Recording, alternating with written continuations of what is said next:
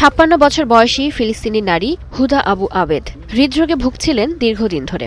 উন্নত চিকিৎসার আশায় 1 বছর আগে গিয়েছিলেন মিশরে, কিন্তু পরিবারের টানে চিকিৎসা অসম্পূর্ণ রেখেই ফিরে আসেন গাজায়। হুদা ভেবেছিলেন কষ্ট হলেও অন্তত আপনজনদের কাছে ফিরবেন, কিন্তু ফেরার সেই পথই হয়ে ওঠে তার জীবনের সবচেয়ে ভয়ঙ্কর অভিজ্ঞতা।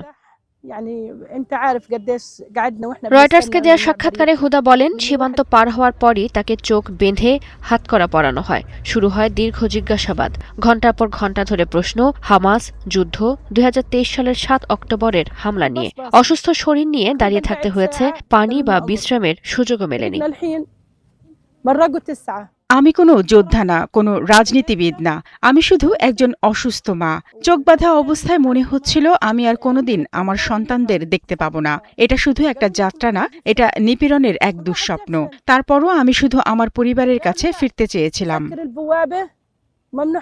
হুদার অভিযোগ, সীমান্তে ইউরোপীয় পর্যবেক্ষকরা তার সাথে আনা শিশুদের খেলনা ও পরিবারের জন্য কেনা ছোট ছোট উপহারও কেড়ে নেয়। একই ধরনের অভিজ্ঞতার কথা জানিয়েছেন আরেক ফিলিস্তিনি নারীও।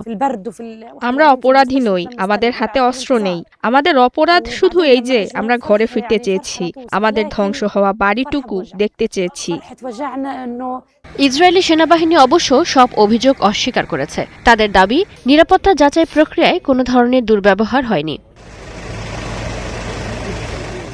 সোমবার প্রায় 50 জন ফিলিস্তিনির গাজায় প্রবেশের কথা থাকলেও দিন শেষে ঢুকতে পারেন মাত্র 3 নারী এবং 9 শিশু। অন্যদিকে চিকিৎসার জন্য গাজা ছাড়তে পেরেছেন মাত্র 5 জন রোগী।